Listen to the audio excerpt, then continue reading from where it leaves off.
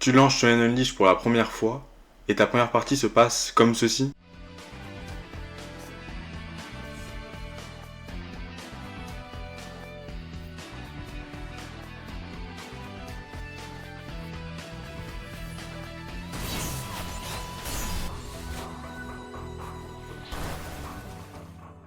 Je sais bien que ce genre de choses, ça peut en repousser plus d'un. C'est pour ça qu'aujourd'hui, je vais vous faire une vidéo sur les bases de SU et comment s'améliorer à SU. La toute première chose, c'est vraiment pas moi qui suis censé vous le dire, mais vraiment, faites le tutoriel. Vous lancez un nouveau jeu, vous n'y avez jamais joué, faites le tutoriel, je vous en supplie. Bon, c'est vrai qu'actuellement, il ne dit pas tout et a quelques erreurs. Mais dès le lendemain de cette vidéo, il va être complètement rework et très utile. Maintenant que ça c'est dit, rentrons réellement dans la vidéo. Ok, donc on va commencer par les bases de chez base de n'importe quel jeu de combat. Donc tu peux courir en appuyant sur Shift, tu peux sauter en appuyant sur Espace, mais aussi Dash en appuyant sur A. Tu peux déverrouiller ta souris en appuyant sur CTRL, et tu peux bloquer en appuyant sur F. Attention, car ton bloc n'est pas infini. Tu as une barre de bloc. Cette barre, quand elle va atteindre 0, ton bloc sera cassé. Comme tu peux le voir, là actuellement je tape sa barre descend. Et quand elle atteint 0, sa barre est cassée. Ensuite, ce qui est intéressant, c'est qu'après 5 M1, le 5e M1 va block break. Donc il va casser ton bloc. Bien sûr, sur ce jeu tu peux attaquer. Pour attaquer c'est clic gauche et tu as 5 M1. Donc tu as 5 M1 par combo. Alors, en faisant clic droit pendant un combo, tu vas pouvoir envoyer ton adversaire dans les airs. Quand tu l'envoies dans les airs, tu as plusieurs solutions. Donc déjà tu dois faire clic droit puis clic gauche, les deux en même temps, pour envoyer ton adversaire dans les airs. Ou espace pour ceux qui l'ont choisi. Ensuite, quand ton adversaire est dans les airs, tu as plusieurs options. Si tu maintiens le clic droit, il sera repoussé. Si tu ne maintiens pas le clic droit, tu vas le propulser au sol. Donc tu as le down slam, c'est comme ça qu'on dit. Si tu fais 4 M1, puis que tu fais clic droit, il sera envoyé dans les airs. Ensuite, évidemment, tu as des attaques spéciales, des moves. Tu en as 4 par personnage. Mais ce n'est pas parce que tu en as 4 que tu en auras que 4. Il existe des variantes pour certains moves. Par exemple, si j'appuie sur clic droit, mon 2 va se transformer en clone throw. Ce ne sera plus le même move. Après, il existe des variantes aussi, mais en fonction des actions, pas qu'en fonction de ton clic droit. Donc si je fais mon 1 en combo, le 1 sera différent.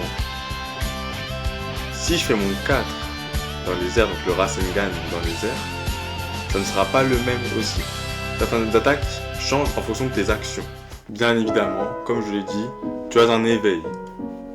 Cet éveil va te permettre de changer toutes tes attaques. Et même pour certains te donner des passifs.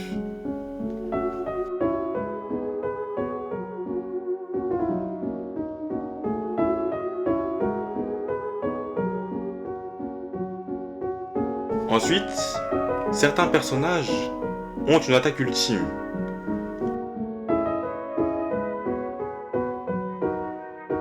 Comme tu peux le voir en haut à gauche, j'ai une barre violette à côté du nom de mon personnage. Cette barre violette indique mon attaque ultime. En appuyant sur T, je peux alors faire une attaque ultime, qu'on peut plus simplement appeler ult. Sauf que Izuku, pour l'instant, c'est le seul à avoir ça. Il a plusieurs T. Ça veut dire quoi? C'est-à-dire que si je fais clic droit en appuyant sur T, j'aurai une attaque ultime différente.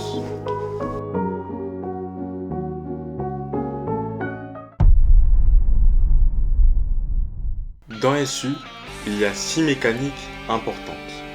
On commence alors avec le down slam, qui consiste à sauter, puis appuyer sur clic gauche pour commencer un combo plutôt simple, mais très efficace dans certaines situations.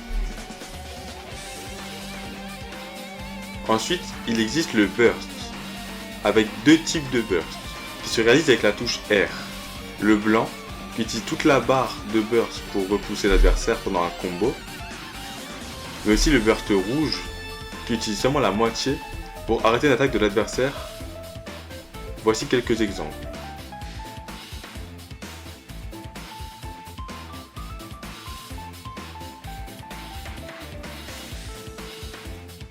Ensuite, l'attaque en l'air. Ça n'a pas de réel nom, donc je vais l'appeler comme ça. Ça consiste à appuyer sur clic droit plus clic gauche dans les airs pour attaquer ton adversaire directement dans les airs. Puis, très important, l'utility. Certains personnages ont un move sur la touche C, en supplémentaire à leurs 4 moves. Des personnages comme Mahito par exemple.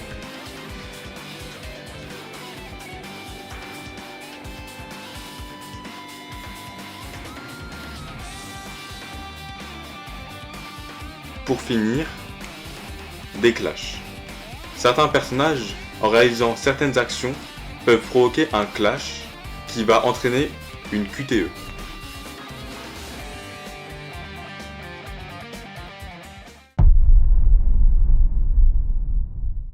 Maintenant, parlons de la dernière mécanique importante de SU, les armors. Il y a 2 types d'armors et il y a 4 types d'armor offensive.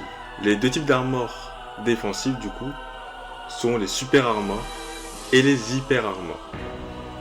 Les super armors sont une armure jaune qui te permettent de résister à un coup en plus, seulement un coup. Les hyper armors te permettent elles de résister à autant de coups que tu veux en plus. Ensuite, les 2 types d'armor offensive, j'ai dit 4 types, mais on compte les 2 d'avant, sont les grabs et les animations. Les grabs sont des moves qui vont attraper l'adversaire dans une animation, ce qui va bypass leur armor. Alors que les animations, elles sont similaires aux grabs, mais provoquent une cutscene. Ce qui signifie que, quoi qu'il arrive, une animation sera prioritaire au grab. Maintenant, le dernier point que j'aimerais aborder aujourd'hui, c'est comment on s'améliore à SU. Comment on devient plus fort sur SU. Je vais vous donner 3 solutions pour devenir plus fort à SU. La première, elle est vraiment simple. C'est vraiment très logique, mais il faut juste jouer au jeu. Plus tu joueras au jeu, plus tu seras bon. Comme pour tout, on ne peut pas être le meilleur sans entraînement. Il faut forcément jouer, puis rejouer, puis perdre, pour au final gagner.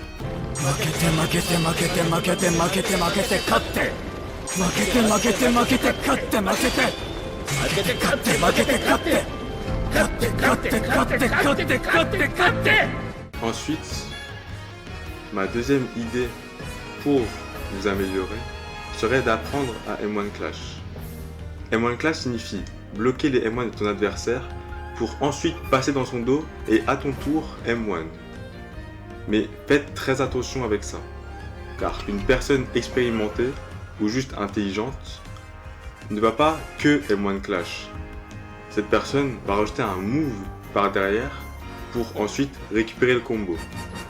Donc soyez très vigilants. Le tout dernier point, c'est les connaissances. Il faut connaître autant votre personnage que celui de l'adversaire. Je dis souvent que je préfère être en 3 contre 1 que juste 1v1 mais avec quelqu'un qui joue un personnage que je ne connais pas. Parce que affronter quelqu'un que tu ne connais pas, un personnage que tu ne connais pas, je trouve ça pire qu'être en 3 contre 1. En fait, affronter un personnage que vous ne connaissez pas, ça va juste faire en sorte que le temps que vous connaissez le personnage d'en face, le temps que vous vous adaptiez, la partie soit déjà terminée et que vous ayez déjà perdu. Alors, n'hésitez vraiment pas à tester tous les personnages du jeu pour au moins les connaître un minimum. Voilà, c'est tout pour cette vidéo. J'espère que vous l'aurez appréciée et surtout qu'elle vous aura aidé à commencer ou juste à vous améliorer à SU. Je ferai une vidéo pour vous aider à choisir votre main sur SU. Ce sera soit la prochaine, soit celle d'après. Mais voilà, j'en ferai une.